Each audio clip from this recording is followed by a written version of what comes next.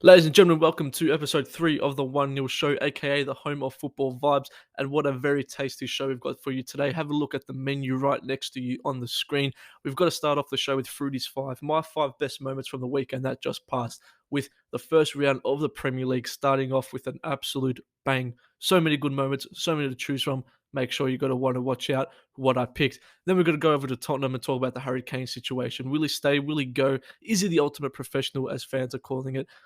What's going on? Harry Kane, talk to me. What's happening? We're going to talk about that. Very interesting point as well.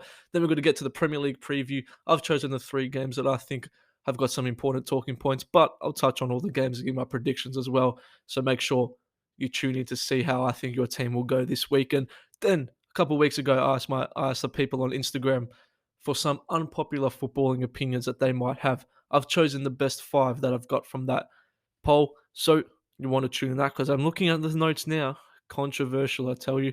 And then we've got Fruity's Fantasy, aka the best segment of all time. Stick around if you're going to enjoy it, which I know you will. Make sure to like and subscribe. I'll see you in 2 seconds.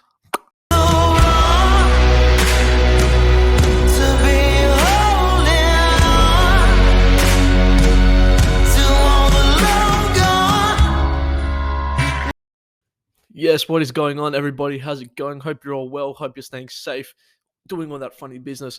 Now, we're going to start off the show, as I said before, with Fruity's 5. So, obviously, the weekend of the Premier League just got underway. First game of the season. Unbelievable. Okay. We had moments, which takes me to my first favorite moment from the weekend.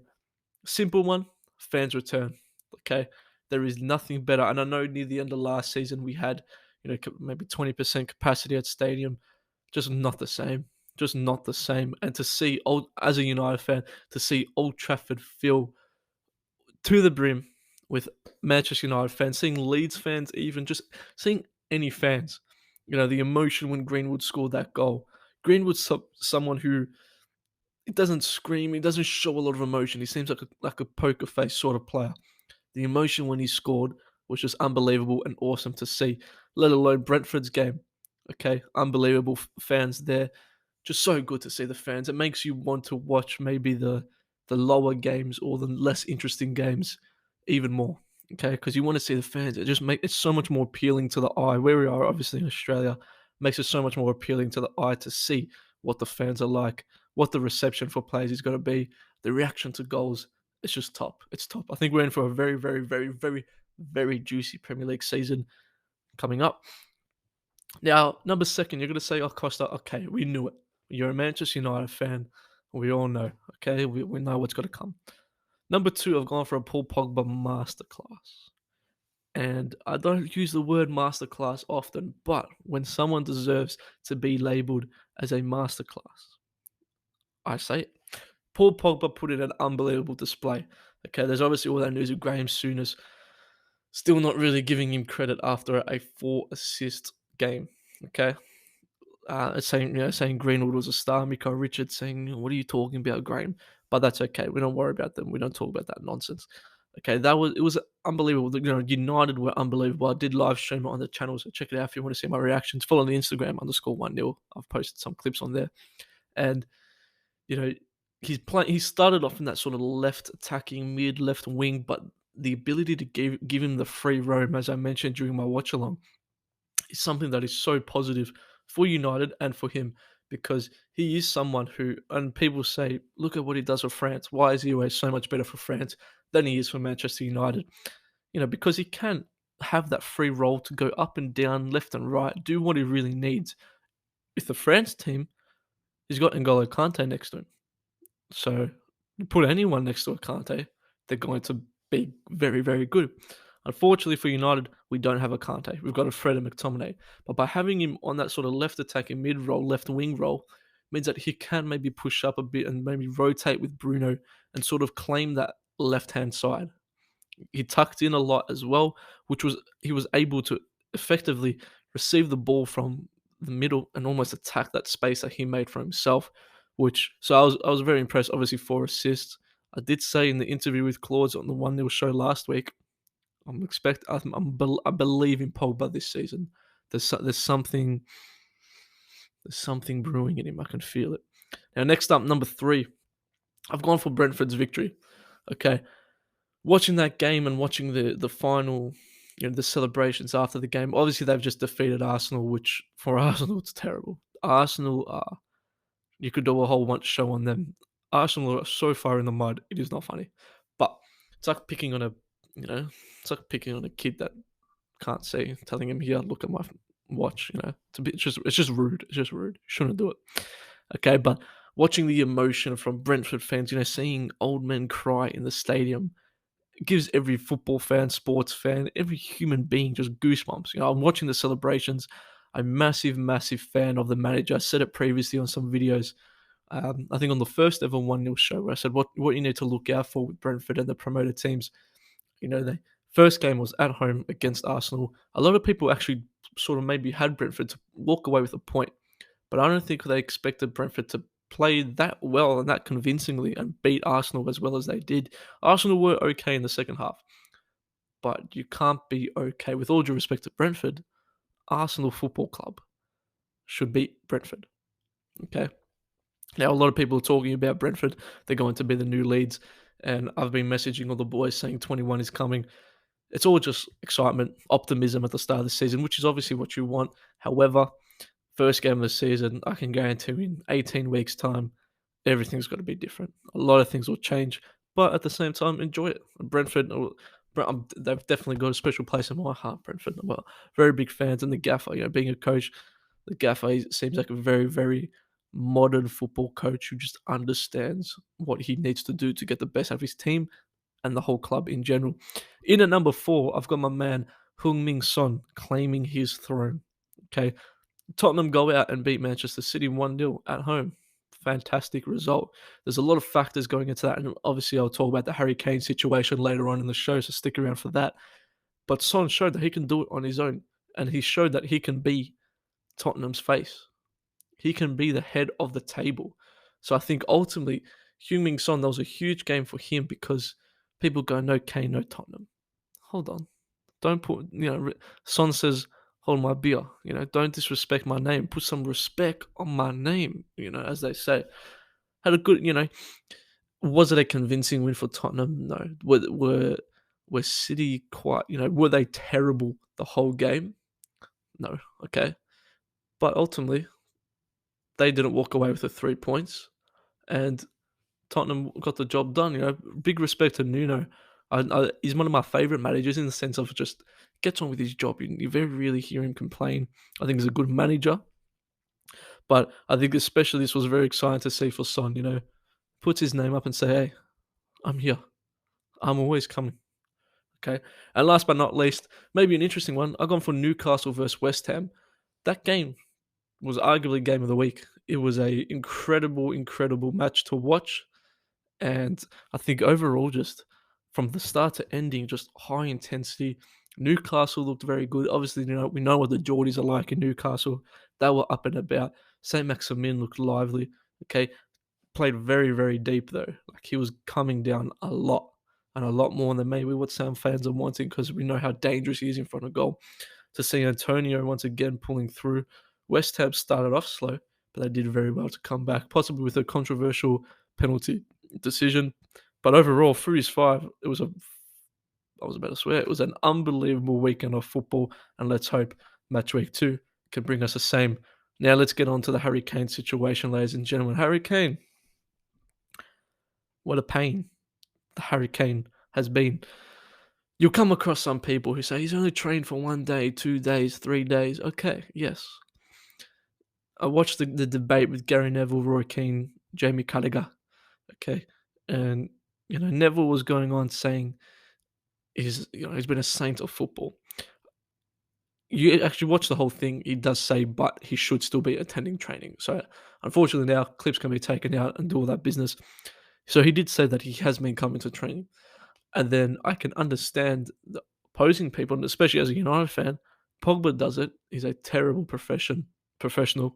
They should let him go. If people have got to act like that, let them go. And I do understand. Unfortunately, if once you get to some sort of role and receive some sort of status, you can sort of find your way around the rules. And personally, I do think Harry Kane has done that. As of a couple of days ago, I didn't think Harry Kane was going to go to City. I just thought it's too much to get done. It's a very hard transfer to make. He signed a 6-year contract. Jack Grealish had a release clause on his contract, which is why that deal was done as easily as it was. Okay, so Harry Kane's got a 6-year contract. He's arguably the best striker in the Premier League and arguably one of England's best strikers of all time. So Daniel Levy is not going to let him go for free. He's not going to let him just walk out the door. Tottenham are just not going to bite the bullet and just let him leave. And unfortunately, for City's sake, people know how much money they do have.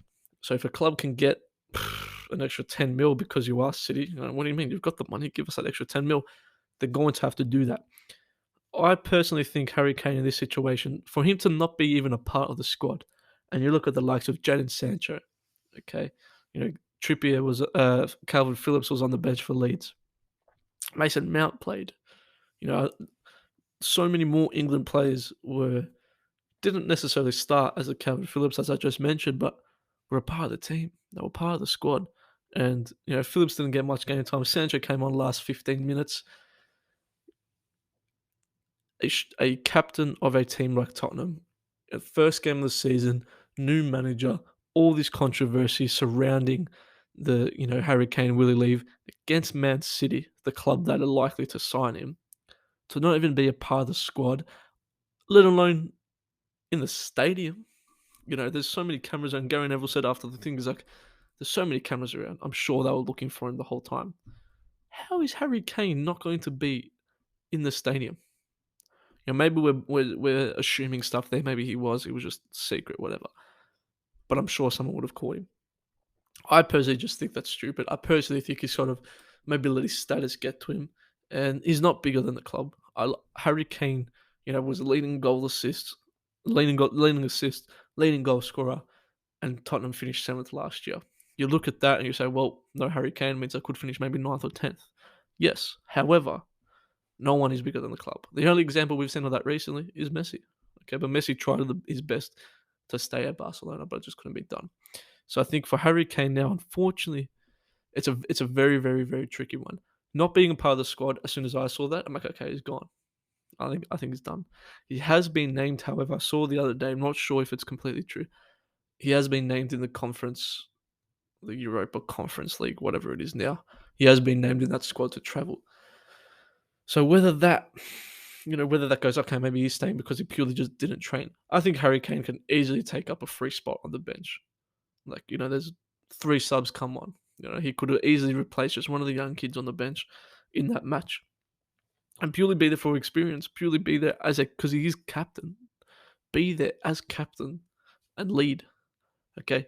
He's had for some reason he's had an extended break. I think it was in the US. Okay? If you know that, yes, okay, you got to the Euro final. But come on. Okay, you're gonna come back and train for one day? Seriously? Varane's come. He was in quarantine straight away. He's come to train. I'm saying United players because obviously I know them better. Okay, but there's some. Henderson was in the Liverpool team. There's so many players that had the same situation as Harry Kane, but didn't do that. So unfortunately for him, look, it's a very interesting one because I personally think when I saw that he was not in the lineup, as I said, I go, okay, he's gone. It is a very, very, very, very, very, very difficult deal to get done for Manchester City. This whole gentleman's agreement thing, what does that mean? Calling him the ultimate professional, calling him a saint, to quote Gary Neville. Okay, yes, it's a bit much. He needs to come to training. Okay, whether it's for a long, an extended holiday. Okay, man, this is your job. This is your profession. Do your job. Okay. Roy Keane said, why is he getting praised on coming to training? That's his job. You know what I mean? So ultimately, at the end of the day, to wrap up this segment, I still think Harry Kane will remain at Manchester City purely because it's a very, very, very difficult signing to complete for Manchester City. I think Manchester City go all guns blazing. But then at the same time, if I'm Tottenham, I'm like, do we really want him, isn't the right way to phrase it, but How much does he really want to be here? Does Harry Kane want to play for Tottenham Hotspur? Unfortunately, I'd rather get rid of him instead of having a Harry Kane who doesn't want to be there. And yes, at the end of the day, he's a very professional player. So I think everyone's hoping that he'd give 100% still to the club and give them the best opportunity. But who knows what's going to happen? I want you to hear your opinions in the comments down below. It's a very very tricky one. I think it's a lot more complicated than what I think people might assume from the get go. So it's a very interesting topic, very interesting debate that can be had with the Harry Kane situation. But that's got to wrap us up for the Harry Kane talk, and we're going to preview the Premier League games coming up very soon. Yes, we return with the Premier League match week 2 fixtures to come up on a Saturday night here in Melbourne, Australia, ladies and gentlemen, coming to you from the AUS. I'm never going to say that again, my apologies. But to start off the Premier League match day 2, we have got Liverpool versus Burnley, and I say this going one way. I've predicted Burnley to get relegated. They weren't too bad last week. They weren't too bad. They obviously lost to Brighton 2-1. Sorry, okay. They lost to Brighton 2-1. Liverpool obviously a convincing win over Norwich once again. Mo Salah being as solid as ever. And yeah, I think Liverpool get away with this one easy. Could honestly be at Anfield as well. First game at home with a packed Anfield. I could smell another 3-0, to be totally honest with you. Could definitely smell another 3-0. Next up, we've got Aston Villa, Newcastle, and I'm going to skim through some of the games. I think a bit less, whatever. Aston Villa, very disappointing. Obviously, dropping points to Watford last week. Watford were very good, although I will speak on Watford, but Watford were very good. Striker Dennis is a little bit of a ball, I might just add. And Newcastle, on the other hand, probably a little bit unlucky to lose. Saint Maximin was quite good. Wilson as well was solid. Villa at home, I'm gonna go maybe a 1-1 draw, 2-all draw even. I think we could see some goals in this one. Crystal Palace, Brentford will move on. Palace a little bit disappointing. It's Chelsea. Brentford obviously very promising. I'm gonna go for Brentford 2-1 win and possibly go 2-0 in the season. Leeds versus Everton is going to be a very, very exciting game.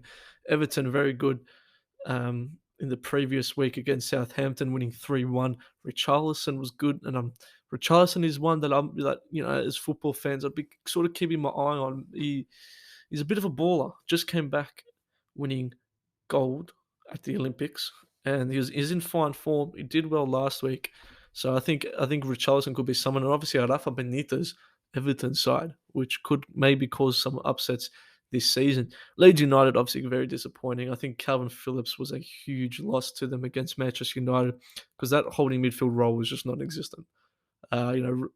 Koch, where his name is, just didn't do well. Really just did not suit that Calvin Phillips role. And ultimately, they got pumped. Bamford was quiet. Rafinha was quiet. Ayling scored a banger. I think Leeds at home, and once again, a full Leeds stadium. I think Leeds could get this done 2-1, even a 3-2, because they looked very shaky at the back, Leeds. So I think even maybe a 3-2 win. And I'm saying a Bamford brace. That's a very good game, actually. Leeds versus Everton, very good game. Moving on to Man City Norwich. I won't take too long on this. 2-0 win, 3-0 win. I think easy work there. Brighton versus Watford. Okay, and once again, Brighton Watford's not an exhilarating game. Watford were very good, however. Their front three, I think, are going to cause a lot of problems this year on the counter attack. Lots of pace, lots of speed, lots of power. Ismail Sarr, we know, he's a baller. They got Kucha in the midfield, is not bad as well. I'm going to go Watford for a 1-0 win here. A 1-0 win against Brighton. Next up, Southampton, Man United. And we know 21 is coming. It's not very far away. Time to hang your stockings up because Ole's at the wheel. Southampton's at home. Last time Man United played Southampton, 9-0 win. Thanks for coming. Hopefully, Jadon Sancho can get the start. We obviously announced Rafael Varane. I don't think Varane starts this match. I'd probably give Lindelof the start as well. Maybe just not. Surely against the Southampton United, don't need to rush in a Rafael Varane, who hasn't really trained for that long. Possibly take the same Sancho approach as we did last week and sub him on a little bit later. I think United get the job done pretty easy here. Maybe a 2-0, 2-1 match win. Next up, Wolves Tottenham. It's one of the games I've highlighted as an important game. Nuno returns to Wolves. Wolves were not too bad against Leicester. I don't think that Leicester Wolves game sort of got downplayed a little bit, but I think Wolves were okay. I think defensively, not 100%, in the midfield with Ruben Neves and Jean Moutinho, there's a lot of times where you can see Connor Cody just having a go at them, not following their man, needing to track back a bit. And Tottenham, obviously, they're running on adrenaline. Nuno returns. Obviously, he knows that team better than anyone. At home for Wolves, I think Tottenham pulled out a 2-1 victory here. I think Tottenham, Nuno's been in Pep, what, 3 times, one of the only managers to do such in the Premier League. Nuno's done well. Will Harry Kane be a part of that team? Who knows? I personally don't believe. I think he'll be on the bench, maybe. That's even if he's still at the club by Sunday. So it's going to be very, very, very interesting. 11 p.m, good time too. I got Tottenham for a 2-1 win, and then we've got a big one. We've got Chelsea versus Arsenal. Some might say it's not even a big one. However, Arsenal are in the mud. If Arsenal get pumped in this game, I wouldn't be surprised if Arteta gets a sack. And I know what you're saying, it's 2 weeks in. Why would they do that? Who are they going to get? Arsenal is so reactionary, and their fans put so much pressure for the club to do well. And I just think, personally, I wouldn't be surprised if it's a 4-0 win for Chelsea. If it is that, disastrous. At the same time, we've seen weirder things happen. Emirates will be full. Okay, they're going to be loud. They're going to be very, very loud. Could happen. Arsenal could get the win. Overhearing Aubameyang's on the trade table as well as Lacazette. Who knows with that? I go Chelsea 3-1 win. I don't see this going any other way. And to wrap up game week 2 of the Premier League, we've got West Ham Leicester, another cracking game on a Tuesday morning. West Ham were good in patches. They weren't good for a full 90 minutes. They started off very slowly against Newcastle last week, whereas Leicester sort of similar. They were good in patches, not a superb full 90 minutes. I think West Ham at home could get the job done. I think Forever Blowing Bubbles could pull away an upset victory against Leicester. So that's got to wrap us up for the Premier League predictions for this weekend. Let me know in the comments below who your team is, who you think your team will beat.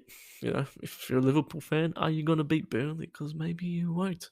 So it's all good vibes this weekend, ladies and gentlemen. That brings us to a very unpopular, some would say, a segment of the show that I've been looking forward to for quite some time now. I put it out on the Instagram, which is _1nil. Make sure to follow that to know when I'm uploading a new video. And I've asked the followers for some of their unpopular opinions for this Premier League season and just in football in general. Now, to start off with, you'll be able to see it on screen, and don't message the boys and harass them, except for Matty Boy. It's fine. You can message Matty Boy, especially if you're 18, single. Don't worry, I'm joking. Matty Boy says Leicester won't make the top 6. That's interesting. I obviously had Leicester. I think I had Leicester 5th on my ladder predictions. I can see where he's coming from. Can definitely see where he's coming from because defensively, Vestergaard was an important signing. Is it a centre back that's got to rock the world? No, but they've got European football. They've got Champions League football, and we know last time they played Champions League, maybe their depth wasn't as good back then. I don't think the depth is even as good now, but last time they played Champions League, they really struggled to balance the two and really struggled to have a good balance between Champions League and the Premier League and to really keep a common ground between the two leagues. I don't mind it. I honestly wouldn't be surprised if Leicester don't make the top 6. I don't think it's like whoa, that's a shock. If they finish 10th, then yeah, 100%. But if they finish like 7th, 8th, I go, you know what? Maybe they don't really know who their best attacking field is. You know what I mean? Like, does Perez start? Does Madison start? Does Iheanacho start a bit out wider? Does Iheanacho start through the middle? So I wouldn't be surprised about that one. I don't mind that. Next up, we've got Liverpool will make the top 4. Wow. I think Liverpool will make the top 4. I don't think they'll finish top 3. I've obviously put them to finish 4th. I also do think Liverpool are in a perfect position this year. Liverpool are in a perfect position this year in the sense of a lot of people are writing them off. Purely because a lot of teams are getting better and they sort of stayed in terms of transfers and even just ability. I think, United's players increasing and improving, whereas Liverpool players, it felt like they sort of just reached a bit of a halt, and we get to see them go okay after their obviously unbelievable 2 years that they had. Um, I think they will make the top four, however, but it's an unpopular opinion for a reason. It's an opinion, so drop it in the comments. Do you think he's talking absolute nonsense? Next up, and a very, very, very, very, very, very, very, very interesting one. Romelu Lukaku was not worth the fee. Serie A suits him to the T. They call me Roald Dahl. Okay, this one's interesting. The Lukaku, and you want to maybe use it as a bit of clickbait. The Lukaku signing for Chelsea is very interesting because obviously we saw him in the Premier League with Manchester United, and obviously yes, he was with West Brom and Everton. Okay, but he's a completely different player now to what he was then.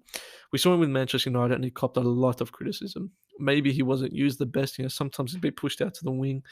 Maybe United's tactics didn't really suit Lukaku as best as what they could. But I do agree because once Lukaku was part of Inter Milan, once he was part of Antonio Conte's system, everyone's raving on how good Lukaku is for the Serie A, how good it just suits him. If he stays in the Serie A, if he stays under this environment, he's going to win trophies galore.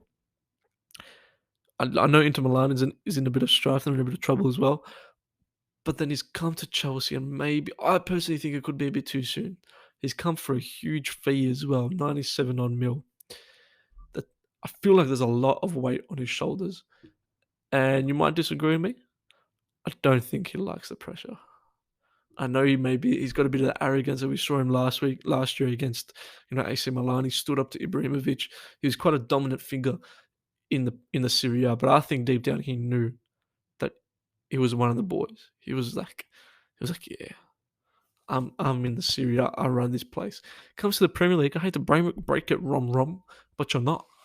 Okay, Bruno is, Greenwood is. Okay, I'm definitely excited to see him. It's not a bad signing. Okay, it's one thing you want to make clear. It's not a bad signing. I think if someone comes here and says, "Yeah, here's Lukaku, 97 mil, here's yours," not many people would go, "Damn, we just signed Romelu Lukaku." It is very interesting. Okay, I think this obviously makes it clear. Werner was close to it. He scored goals last season. Couldn't have even scored a lot more. I think now it means Werner will probably obviously play a little bit deeper, maybe wider, or just in behind. Lukaku needs to really prove his worth this season. And maybe I'm jumping the ball and saying, "Wow, what, you're only giving him one season?" Yeah, 97 million. You're one of the big boys now, Rom. One of the big boys. Prove your worth, okay? Because Chelsea fans have hyped you up. Chelsea fans, some were some of the first to say how bad you were at Manchester United, and the first to say how good you were in the Serie A and how much you suited. Now you're in the blue, don't disappoint them, Rom. I'm looking at you. I know. So it's an interesting one. Let me know, will Lukaku at the end of the season come and say, "You know what?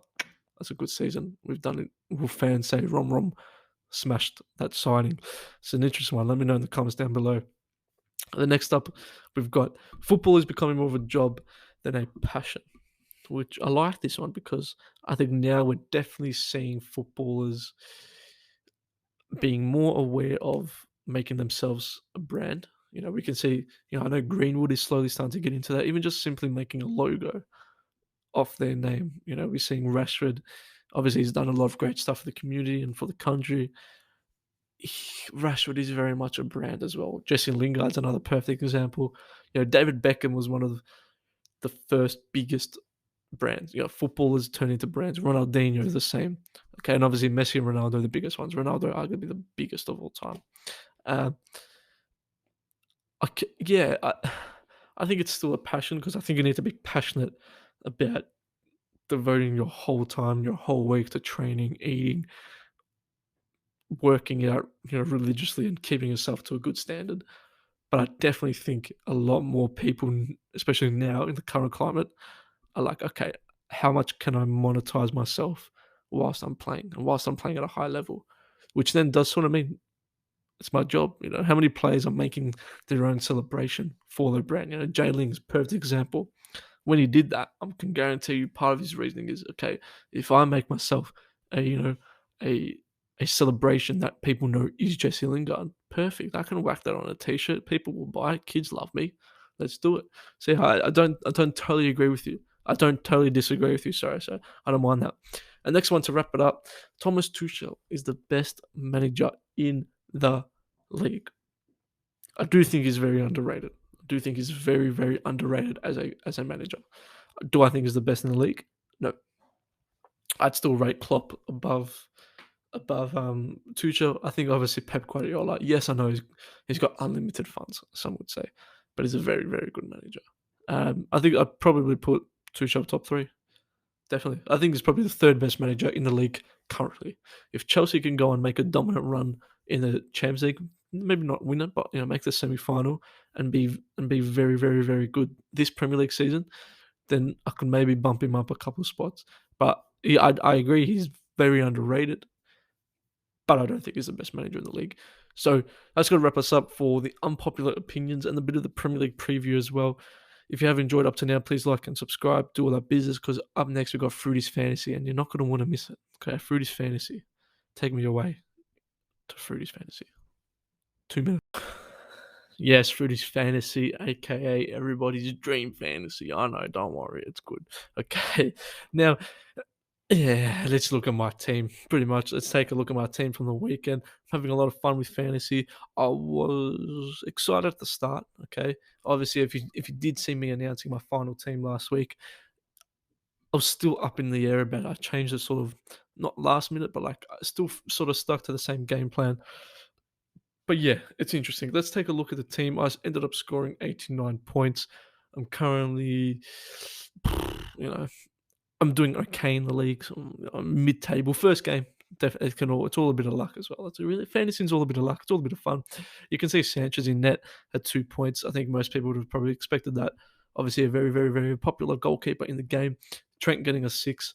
Luke Shaw a little bit disappointing with the 1. Okay, but last weekend's match against Leeds was definitely a positive for for fantasy owners with Luke Shaw in their team, because he almost scored a goal. He's attacking a lot. Okay, and with Varane coming in next to him eventually, he's going to attack a lot more. Okay, and even with Pogba playing on that left side, could see Luke Shaw getting more assists and even just attacking more, as I said. So even probably maybe score a goal eventually. So I wouldn't dwell too much on that Luke Shaw option. Still very happy with that. And Tsimikas over the moon. He did start. He's not a great player though. Not a great player, but 6 points for a 4 million defender. Perfect. Speak to me. So happy with those. Greenwood with 8, which is good. And Greenwood was a player that I was harping on quite a bit. The only concerning thing, obviously, is his minutes. What's it got to be like? But Greenwood with 8 points scored a goal. He only had the one shot in the box, but he was very lively. And I think against Southampton on the weekend, I'm expecting big stuff from him. With Cavani only really just started to train with the United team. I don't think he's a big fan of Martial or Ole Gunnar Solskjaer, so I think Greenwood should have that striker role. Especially if he's playing through the middle and maybe on the left as well, rotating a little bit. I think he should have that role quite down in his name for the next couple of weeks, and very favourable fixtures for United as well.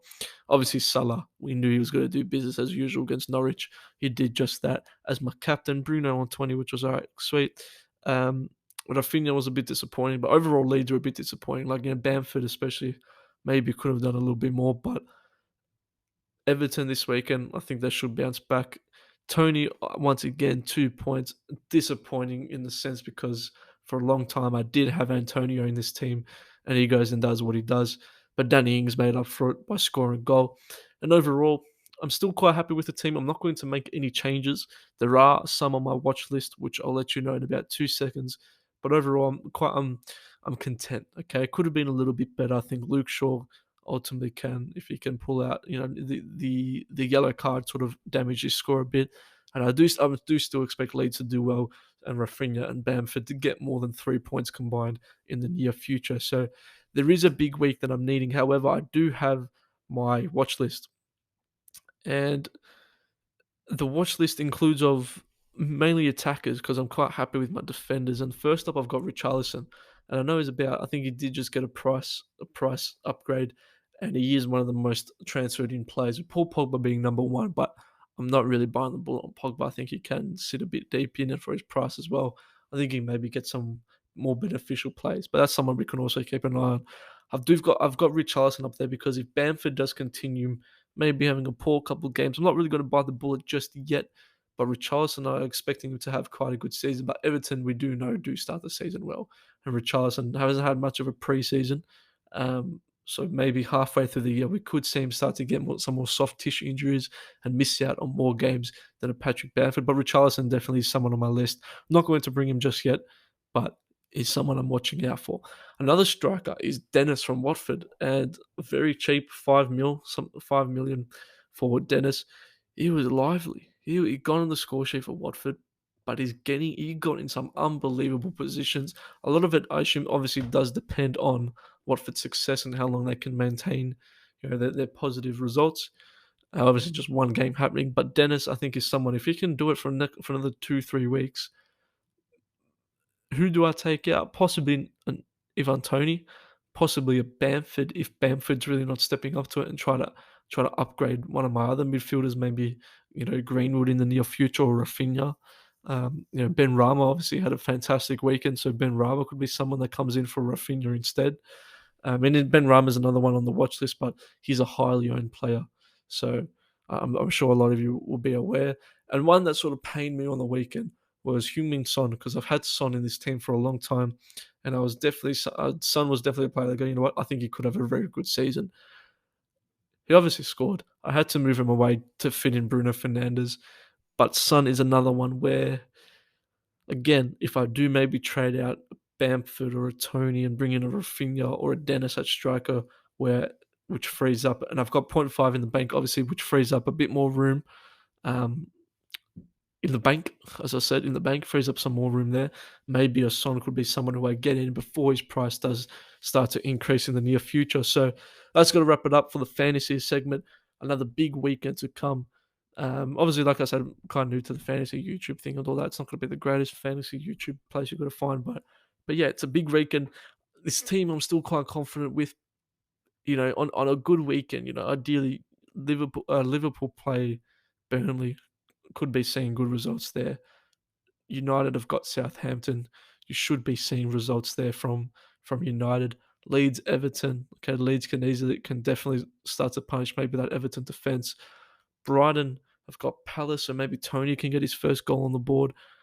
And Villa, obviously the next game being against Watford as well. So that maybe that Watford Villa game could be a game that if Dennis can continue his good form, maybe Dennis could instead of Ings, maybe. I'm not sure. Still very early days. I wouldn't hit the panic button just yet. Do not use your chips just yet either.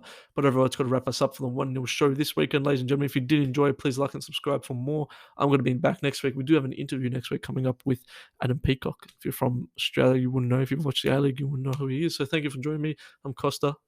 Deuces.